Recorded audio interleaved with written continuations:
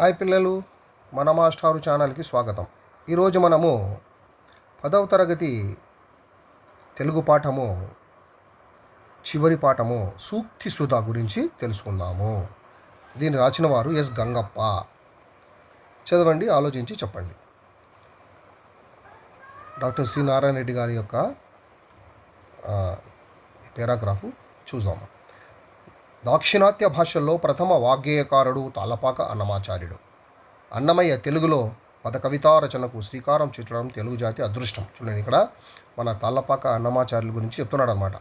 వాచం గేయంచ కురుతే యః సవాగ్గేయకారక అని సంస్కృత లాక్షణికుని నిర్వచనం. అంటే వాగ్గేయకారుని రచన ధాతు మాతువుల యొక్క సంయోగం కలదన్నమాట. ధాతు అంటే సంగీతం, మాతు అంటే సాహిత్యం. ఒక్క వాక్యములు కుదించి చెప్పాలంటే ఎవరు స్వయంగా గీతరచన చేసి స్వరాలు కూర్చి గానం చేస్తారో వారు వాగ్గేయకారులు. చూడండి, ఇది ముఖ్యమన్నమాట. ఎవరు స్వయంగా గీతరచన చేసి స్వరాలు కూర్చి గానం చేస్తారో వారు వాగ్గేయకారులు. వాళ్ళంతకు వాళ్ళే రాస్తారనమాట. వాళ్ళంతకు వాళ్ళే స్వరాలు చేకూరుస్తారు, వాళ్ళంతకు వాళ్ళే గానం చేస్తారు. చూడండి, ఇంత ఉంటుందన్నమాట. అన్నమయ్య 32,000 కీర్తనలు రచించాడని చారిత్రకుల అంచనా. 32,000 కీర్తనలంట. అన్నమయ్య పదాల్లో భావపుష్టి, రాగదృష్టి సమాంతరంగా సాగిపోతాయి. అన్నమయ్య కృతుల్లో ఒకవైపు ఆధ్యాత్మిక దృష్టి, మరొక వైపు సామాజిక దృష్టి హృదయంగమ ఫణితిలో అగుపిస్తాయంట. అత్యంత పరిణత పద్య కవుల రచనలతో సరితూగే పదాలతో పాటు నాటి జానపద గీతాల బాణీల్లో అన్నమయ్య ఆనిముత్యం లాంటి పాటలు రచించారు అని డాక్టర్ సి నారాయణ రెడ్డి గారు అన్నారు. ఈ పాఠం యొక్క ముఖ్య ఉద్దేశం, సూక్తి సుధ యొక్క ముఖ్య ఉద్దేశం, సమస్త జీవరాశులలో మానవ జన్మ ఉత్కృష్టమైనది. మానవుడు విద్య, శీలం, సహృదయత, సమత వలన గౌరవ ప్రపత్తులు పొందుతాడు. ఆదర్శవంతమైన వ్యక్తిత్వాన్ని, ఔన్నత్యాన్ని, సార్థకతను, ఉత్తమ స్థితిని పొందడం ఎలాగో విద్యార్థులకు తెలియచెప్పడమే ఈ పాఠం యొక్క ఉద్దేశం అంట. మానవుడు చాలా గొప్పవాడు అని, ఎంతో గొప్పగా వాడు ఆదర్శవంతమైనటువంటి వ్యక్తిత్వాన్ని పొందుతాడు, ఔన్నత్యాన్ని వాడు పొందుతాడు. ఆ విధంగా మనం కూడా గొప్పవాళ్ళు కావాలా అని. కవి పరిచయం.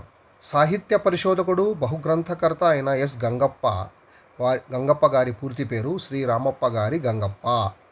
ఈయన జననం 8/1/1936, మరణం 7/10/2022. వీరు ఉమ్మడి అనంతపురం జిల్లా పెనుగొండ తాలూకా నల్లగొండ్రాయన అనే గ్రామంలో జన్మించారు. నల్లగొండ్రాయని అనే గ్రామంలో జన్మించారు. అనంతపురం పెనుగొండ తాలూకా అన్నమాట. ఇప్పుడు ఇది పుట్టపర్తి జిల్లాలోకి వెళ్ళిపోయింది. తల్లిదండ్రులు వెంకటప్ప, కృష్ణమ్మలు. సుమారు 100కు పైగా గ్రంథాలు రాసి ప్రచురించారు. వీరు సాహిత్య సుధ, సాహిత్యానుశీలన, తెలుగులో పద కవిత, క్షేత్రయ్య పద సాహిత్యం, అన్నమాచార్యులు, ఇతర ప్రముఖ వాగ్గేయకారుల తులనాత్మక అధ్యయనం, జాతికి ప్రతిబింబం, జానపద సాహిత్యం మొదలైన గ్రంథాలు రచించారు. 1972 మరియు 1981లలో ఆంధ్రప్రదేశ్ తెలుగు సాహిత్య అకాడమీ అవార్డు పొందారంట. ప్రస్తుత పాఠ్యాంశం వీరు రచించిన సాహిత్యానుశీలన గ్రంథము నుండి స్వీకరించబడింది. ప్రక్రియ. వ్యాసం. ఈ క్రింది వానికి ప్రక్రియ రాయము అంటాడు. వ్యాసం అనగా ఏమి? అప్పుడు ఇది రాయాలి మనం. వ్యాసం అంటే ఏమో. ఏదైనా ఒక విషయాన్ని తీసుకుని దాని పూర్వపరాలను చర్చిస్తూ విశ్లేషణాత్మకంగా విస్తరించి రాసేదాన్ని వ్యాసం అంటారు. దీనిలో ఉపోద్ఘాతం, విషయ విస్తరణ, ముగింపు వంటివి ప్రధాన అంగాలుగా ఉంటాయండి. వ్యాసంలోని విషయాన్ని బట్టి చారిత్రక, రాజకీయ, సాంస్కృతిక, శాస్త్ర, వైజ్ఞానిక, సాహిత్య, తాత్విక, ఆధ్యాత్మిక మొదలైన విభాగాలుగా విభజించవచ్చు. ఏ విషయం గురించైనా రాయొచ్చు అనమాట మనం వ్యాసం. ప్రవేశిక. తెలుగులో పద కవితకు ఆద్యుడు, అనవద్యుడు అన్నమాచార్యుడు. పద కవితా పితామహుడని, సంకీర్తనాచార్యుడని ప్రసిద్ధికెక్కిన వీరు తెలుగు సాహిత్యంలో తొలిసారిగా సంకీర్తన రచనకు శ్రీకారం చుట్టి యోగ, వైరాగ్య, శృంగార, ఆధ్యాత్మిక తత్వాలకు చెందిన సంకీర్తనలు రచించి పరమాత్మ ప్రణయాన్ని, భక్తి, మధుర భక్తి ప్రవత్తుల్ని ప్రకటించారు. చూడు, ఈయన సంకీర్తనలు రచించినాడు. పరమాత్మ మీద ప్రణయం ఎలా ఉండాలా, ప్రేమ అన్నమాట, భక్తి ఎలా ఉండాలా, మధుర భక్తి ఎలా ఉండాలా అని ఈయన ప్రకటించినాడు అనమాట. తన ఆధ్యాత్మిక తత్వాన్ని నిరూపించారు. తన సంకీర్తనల్లో సందర్భోచితంగా మానవుని మనుగడకు ఏడుగడలాగా ఉపకరించే నీతిని ప్రబోధించి వైరాగ్య స్వరూప నిరూపణ చేశారు. పద రచనలో, భాషలో, భావంలో అన్నమాచార్యులు ప్రజాకవి. వాస్తవానికి వాగ్గేయకారులందరూ ప్రజాకవులంటే తప్పు లేదంట. కనుకనే అన్నమాచార్యులు ప్రజా శ్రేయస్సును ఉద్దేశించి నీతి ప్రతిపాదక సంకీర్తనలు రచించారు. అవి ఏమిటో పరిశీలిద్దాం. మానవుడు ఎన్ని చదువులు చదివి ఎంత పాండిత్యం గడించినా, పెద్దల మాటలు ఎన్ని విన్నా పాప పంకిలంలో పడిపోక సచ్చీల సంపన్నుడైనప్పుడే ఉన్నతుడవుతాడంటారు అన్నమాచార్యులు. ఇవి మనందరికీ తెలిసిన సంగతులే. అంటే ఎంత చదువు చదివినా, ఎంత పాండిత్యం గడించినా, పెద్దల మాటలు ఎంత విన్నా కూడా వాడు సచ్చీల సంపన్నుడై ఉండల్ల వాడు. అప్పుడే వాడు గొప్పవాడు అవుతాడు. వాడు ఇంకా అట్లా కాకుండా వాడు చెడ్డవాడైతే ఇంకా అదంతా వ్యర్థం అనమాట. ఇవి మనకందరికీ తెలిసిన సంగతులే. మనకు తెలిసి కూడా తప్పు చేస్తున్నాం. అది తప్పు అని తెలిసి మానుకుంటే తప్ప ప్రయోజనం లేదంటారు అన్నమాచార్యులు. చూడండి, ఇది తప్పు అని తెలుసు మనకు, అయినా మనం చేస్తుంటాం. మనంతకు మనమే తప్పు అని తెలుసుకోవాలా, అప్పుడు మానుకోవాలంట. ఈ భావనను కింది విధంగా చెప్పారంట. ఎంత చదివిననేమి వినిన తన చింతయేల మానుసిరులేల కలుగు ఇతర దూషణములు ఎడసినగాక మతి చంచలము గొంతమానినగాక గతి ఏల కలుగు దుర్గతులేల మాను. అంటే పరనింద పనికిరాదు అని, అంత మాత్రాన ఆత్మ ప్రశంస మంచిదని కాదు. అంటే మనల్ని మనమే పొగడుకోవడం, ఇతరులను నిందించకూడదు, మనల్ని మనమే పొగడుకోకూడదు అని. మనలో ఎన్ని దోషాలున్నా ఇతరులని దూషించడం మానవ సహజం. చూడండి, మనలో ఎన్నో దోషాలు ఉంటాయి, కానీ వేరే వాళ్ళ దోషాలు మనము చెప్తుంటామన్నమాట. ఇది తప్పు, ఇట్లా చేస్తున్నావు, అట్లా చేస్తున్నామని మనం చెప్పుకో మనల్ని. అది తప్పు. బుద్ధి స్థిరంగా ఉండడం అవసరం. క్షణక్షణానికి మతి చలించే తత్వం మంచిది కాదు, మారకూడదు అనమాట మన బుద్ధి మాటిమాటికి. ఈ మంచిని పెంచుకుంటేనే మానవులకు సద్గతి కలుగుతుందని అన్నమాచార్యుల ప్రబోధం. ఈ భావనను పై సంకీర్తనలో మనము చూడవచ్చు. పరధనముల యాసపాసినగాక అరిది నిందలు లేని ఎప్పుడుగాక విరసవర్తనము విడిచినగాక పరమేల కలుగు నాపదలేల మాను. అంటే పరధనాపేక్ష పనికిరాదు అన్నారు అన్నమయ్య. వేరే వాళ్ళ డబ్బు ఆశించకూడదు. ఈనాడు సమాజంలో ఎందరినో చూస్తున్నాం. సులభధనం కావాలి అంటే ఈజీగా డబ్బు సంపాదించాలన్నమాట. కష్టం లేకుండా ధనం సంక్రమించాలి. ప్రాణాపాయం ఉంటే ఉండవచ్చుగాక, అయినా కొందరు దోపిడీ మూలంగా సంపాదిస్తున్నారు. దోపిడీ చేస్తారు కొంతమంది. వాళ్ళకి ప్రాణాపాయం ఉందని తెలుసు, అయినా కూడా పోయి చేస్తారు. ఇది మంచిది కాదు. నిందల పాలు కాకుండా జీవించడం ఉత్తమ లక్షణం. చూడండి, నిందల పాలు కాకూడదు మనం. కానీ ఒక్కోసారి మన తప్పిదం లేకున్నా నిందలు అనుమానాలు వస్తుంటాయంట. ఓసారి మన తప్పు ఉండదు, అయినా మనకు నిందలు వస్తుంటాయి. అలాంటి వాటికి చోటు ఇవ్వకుండా బతకడం ముఖ్యం. మనం పట్టించుకోకూడదు అలాంటివన్నీ. ఇది కష్టసాధ్యమే కావచ్చు కాక, కానీ అలవర్చుకోవడం అవసరం. మనకు చాలా కష్టం అది. మన తప్పు లేకుండా మనకు నిందలు పడతాయి, మన మీద అనుమానాలు వస్తుంటాయి, అయినా కూడా మనము అలాగే బతకాలి. ఇది కష్టమే, కానీ అలవర్చుకోవాలంట. సరస జీవనం గడపడం మానవుని మనుగడకు మంచిది. మంచి జీవితం గడపాల మనం. విరసవర్తనం తనతోటి వారికి దుఃఖాన్ని కలిగిస్తుంది. ఆ విధంగా మనము విరసవర్తనం చేస్తే, చెడుగా ప్రవర్తిస్తే అది మనకు మంచిది కాదు, మన తోటి వారికి కూడా మంచిది కాదు. విరసవర్తనాన్ని విడనాడడమే ముఖ్యమన్నాడు. చూడండి, ఈ విరసవర్తనాన్ని విడనాడల్లా. వేరే వాళ్ళని దూషించేది, ఇట్లా చెడుగా ప్రవర్తించేది, ఇవన్నీ విడనాడల్లా. ఈ మంచి లక్షణాలు కలిగినప్పుడే జీవితం సుఖమేమవుతుంది. అది ఒక వ్యక్తికి మాత్రమే కాదు, సమాజానికి అంతటికీ ఉపకరిస్తుంది. ఇలాగా అన్నమాచార్యులు నీతిని చక్కని తేట తెలుగు మాటలలో చెప్పి అందరినీ ప్రబోధిస్తున్నారు. కులము, జాతి, మతము వీటికి ఏనాడు ప్రాధాన్యం లేదు. అయితే స్వార్థపరులు వాటికి భేదాలు, అంతస్తులు కల్పించి సుఖమయ జీవితాలలో చిచ్చు పెడుతుంటారు. ఈనాడు మా విషయం గమనించగలం. ఈనాడు చూడండి, మనం ఆ విషయాన్ని గమనిస్తున్నాం. ఈ రాజకీయ నాయకులు వీళ్ళందరూ కులము, మతము, జాతి అని మనకే భేదాలు కల్పిస్తూ అంటారు. ఒకవేళ కొందరి కల్పనలో అధిక హీన అనే తేడా ఉన్నా నిక్కమెరిగిన వాడే మహాత్ముడు అంటారు అన్నమాచార్యులు. చూడండి, అధికము, హీనము అనే తేడా ఇక్కడ ఉంటుంది, కానీ మనము నిజమేదో కనుక్కోవాలి. ఏది నిజము అనేది కనుక్కుంటే వాడే మహాత్ముడు. ఎన్ని చదివినా, ఎన్ని వేషధారణలు వేసినా అందులో నీతిని గ్రహించి మసులుకోమన్నారు. చూడండి, నీతిని గ్రహించాలి మనము. ఎన్ని వేషాలు వేసినా, ఎంత చదువులు చదివినా ఉన్నతంగా ఎదగమన్నారు. అదే జీవిత లక్ష్యం కావాలన్నారు. చూడండి, ఈ భావనను పరిశీలిస్తే తనకేడ చదువులు, తనకేడ శాస్త్రాలు, మనసు చంచల బుద్ధి మానినా జడ్డు మానవుడు చదువ నాసవడ్డివారుగాక వదలినా గుడ్డి కుక్క సంతకు పోయి తిరిగిన దుడ్డు పెట్లే కాక దొరకనే దేవదూషకుడై తిరిగేటి వానికి దేవతాంతరము తెలిసిన శ్రీ వెంకటేశ్వరు సేవాపరుడుగాక పావనమతి అయిన పరగినా. పరగీనా అన్నాడు. ఈ విషయాన్నే తర్వాత వేమన్న తన శతక పద్యాలలో కులము కన్నా గుణము మిన్న అని తెలిపాడు. చూడండి, కాబట్టి మానవుడు బానిసగా బతకడం కంటే ఇక్కడ దీని యొక్క మీనింగ్ చెప్తున్నాడు, భగవంతుడికి దాసుడే ఉండాలంట. చూడు, మానవుడు బానిసగా బతకడం కంటే భగవంతుడికి దాసుడు కావాలంట. అన్నమాచార్యులు ఆ విధంగా అన్నాడు అనమాట. స్వలాభాపేక్ష కోసం, చూడండి, స్వలాభాపేక్ష, స్వలాభం కొరకు, ఆ కోరిక కొరకు పరులను కొలుచుట కంటే మన స్వలాభం కొరకు వేరే వాళ్ళ దగ్గరికి పోయి మనము వాళ్ళని కొలుస్తూ ఉంటాం, వాళ్ళకు అడుగులకు మడుగులు ఎత్తుతూ ఉంటాం. అట్లా చేయడం మంచిది కాదు. అట్లా చేయడం కంటే ఇతరులను యాచించడం కంటే హైన్యము దైన్యము లేదంటాడు ఆయన. చూడండి, ఇది చాలా హీనం. ఇది వేరే వాళ్ళ దగ్గర పోయి యాచించడం, వాళ్ళ యొక్క వాళ్ళు అది ఇస్తారు, డబ్బులు ఇస్తారు అని వాళ్ళ దగ్గర పోయి వాళ్ళకి అడుగులు మడుగులు ఎత్తడము, ఇది చాలా హీనం ఇది అంటాడు. చీచీ నరులదేటి జీవనము కాచుక శ్రీహరి నీవే కరుణింతుగాక, అడవిలో మృగజాతి అయిన కావచ్చుగాక, వడినితరుల గొలువగవచ్చునా, ఉడివోయిన పక్షి అయి ఉండనైనా వచ్చుగాక, విడువకెవ్వరికైనా వేడవచ్చునా అని చక్కగా వివరించారు. ఒక ప్రాణి అడవిలో జంతువైనా పర్వాలేదు, కానీ ఇతరులకు ఊడిగం చేయడం మంచిది కాదంటాడంట. ఎవరైనా కానీ ఒక మనిషి అడవిలో జంతువైనా పర్వాలేవాడు, అంతేగాని వేరే వాళ్ళకు ఊడిగం చేయకూడదు. అలాగే పక్షిగా జన్మించినా మంచిదే, కానీ పరులను వేడుకోవడం సముచితం కాదంటాడంట. మన పక్షి జన్మనైనా ఉండొచ్చు, అది మంచిది మనకి, అంతేగాని వేరే వాళ్ళ దగ్గర పోయి వాళ్ళని వేడుకోవడము, వాళ్ళ దగ్గర చేయి చాపడం మంచిది కాదు. నిజమే కదా, గరుత్మంతుడు తన బానిసత్వం నుంచి బయటపడడానికి చేసిన ప్రయత్నం ఎంతటితో మనకు తెలుసు. చూడు, తన బానిసత్వమును ఆయన రూపుమాపడానికి ఆయన అమృతాన్ని తెచ్చాడు పోయి. ఈ ఆధునిక యుగంలో కేవలం వ్యక్తులే కాదు, దేశాలే స్వాతంత్రం కోసం ఎన్నెన్ని త్యాగాలైనా చేసి సాహసించి సాధించాయి. చూడండి, వ్యక్తులే కాదంట, దేశాలు కూడా ఎన్నో త్యాగాలు చేసినాయి, స్వతంత్రం సంపాదించుకున్నాయి, సభ్య సమాజంలో అందరూ సమానమేనని నిరూపించాయి. అయినా కొన్ని స్వార్థపర శక్తులు సమాజాన్ని పీడిస్తూనే ఉన్నాయంట. కానీ భగవంతుని దృష్టిలో హెచ్చు తక్కువలు లేవు, అందరూ సమానమే. ఈ భావాన్ని అన్నమయ్య కింది విధంగా చెప్పాడు.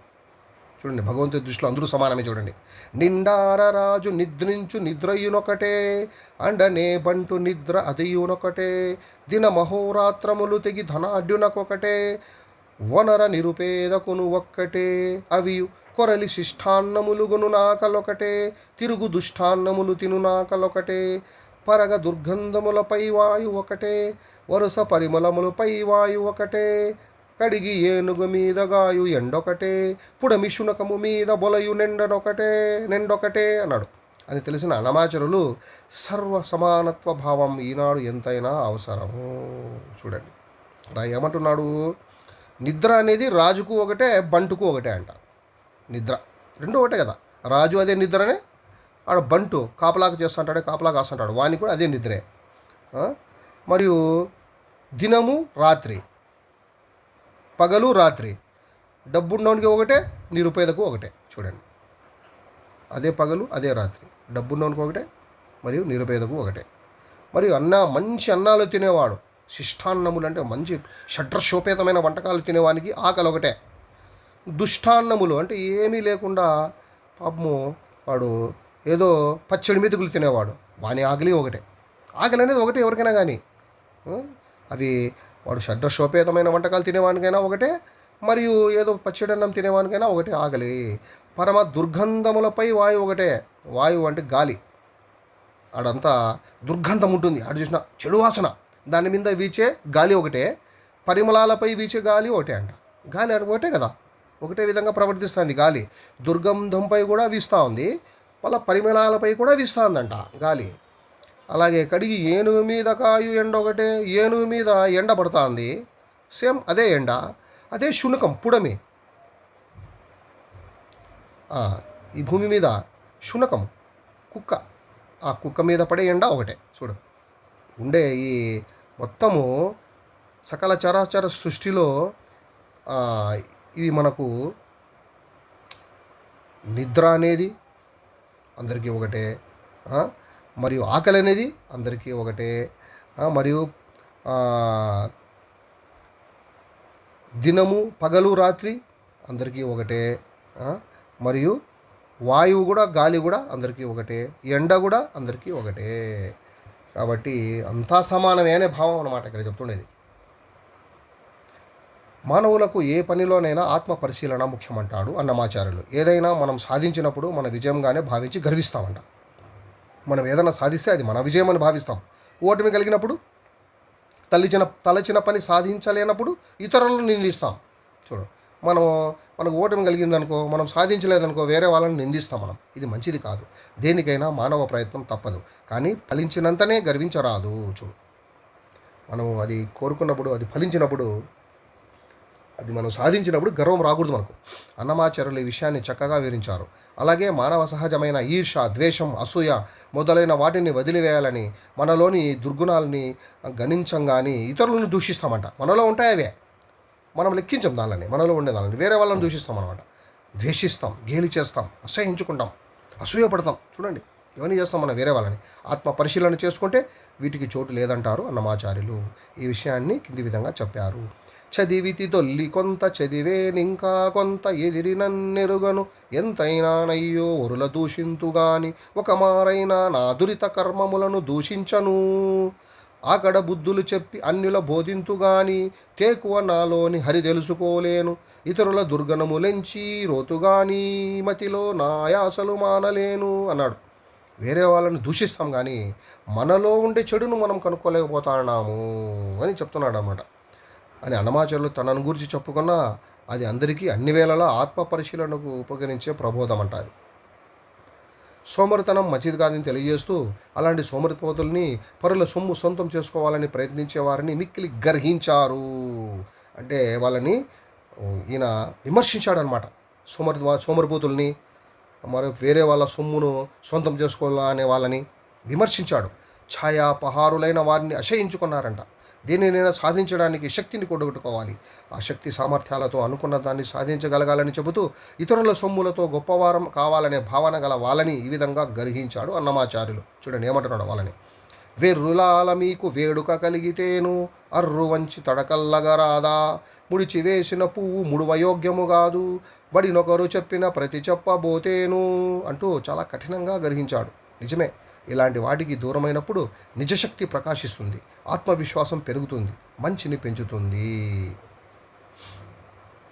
బయటి శత్రువుల్ని జయించే ముందు అంతఃశత్రువులైన అరిషడ్ వర్గాలని జయించవలసి ఉంది.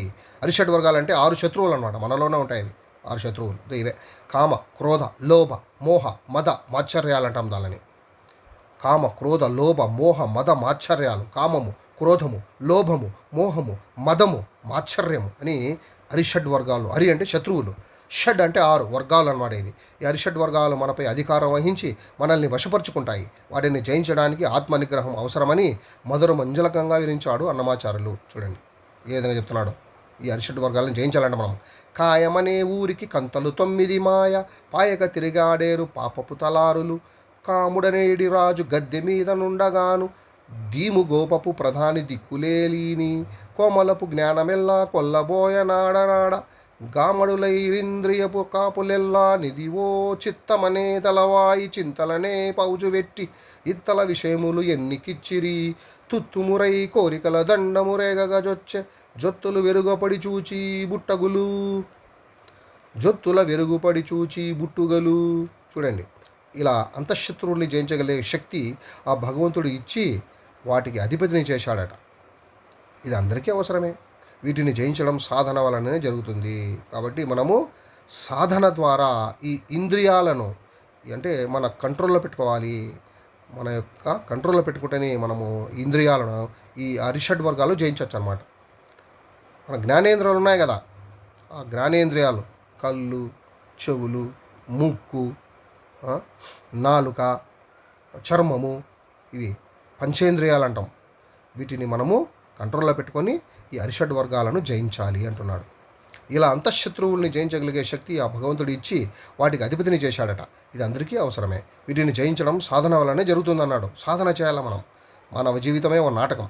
సులభంగా అందరికీ అర్థమయ్యే రీతిలో జీవిత తత్వాన్ని తెలిపారు అన్నమాచార్యులు. ఎంత చదివినా, ఎంత విన్నా, ఎంత శాస్త్ర చర్చ చేసినా, విజ్ఞానాన్ని సంపాదించినా జీవితంలో 2 ఘట్టాలు. అవి పుట్టడం, గిట్టడం. తక్కిన నడిమిదంతా నాటకం అంట. చూడు, 2 ఖచ్చితం అన్నమాట. అవి పుట్టడం, గిట్టడం, పుట్టడం, చనిపోవడం. మిగతా మధ్యలో ఉంటుందే అదంతా వ్యర్థమే అంటున్నాడు. నానాటి బతుకు నాటకము కానక కన్నది కైవల్యము పుట్టుటయు నిజము పౌటయు నిజము నట్ట నడిమి పని నాటకము అన్నాడు. ఎట్ట ఎదుట గలది ప్రపంచము నడమంత్రపు పని నాటకము తెగదు పాపమును తీరదు పుణ్యము నగి నగి కాలము నాటకము అన్నాడు. అని తెలిసి ఈ నాటకమైన బతుకు నుంచి విముక్తి పొందాలని ఆకాంక్షిస్తారు. కాదు, అది ఎందరికీ హెచ్చరిక. అది ఆకాంక్ష కాదు ఆయనది, అది ఎందరికీ హెచ్చరిక చేసినాడు ఆయన. అది ఆయన కోరిక కాదు, హెచ్చరిక అనమాట. అందుకే వృధాగా కాలం గడపడం సముచితం కాదు. కాలము ప్రాయము రెండు గడిచిపోతున్నాయి. ఇది మంచిది కాదని అన్నమయ్య భావన. మంచి పనులు చేయాలమ్మా, మంచి పనులు చేస్తూ బతకాల. పుట్టడం గిట్టడం ఇది నిజం, ఇది మధ్యలో ఉండేదంతా ఇది వ్యర్థం ఇది అన్నాడు. ఇది సమస్త మానవాళికి అన్నమయ్య చేసిన ప్రబోధం. చూడండి, ఇంతటితో ఈ పాఠం అయిపోయింది. ఇంకొక వీడియోలో ఇంకొక పాఠంతో ముందుకు వస్తాం. అంతవరకు సెలవు. నమస్తే.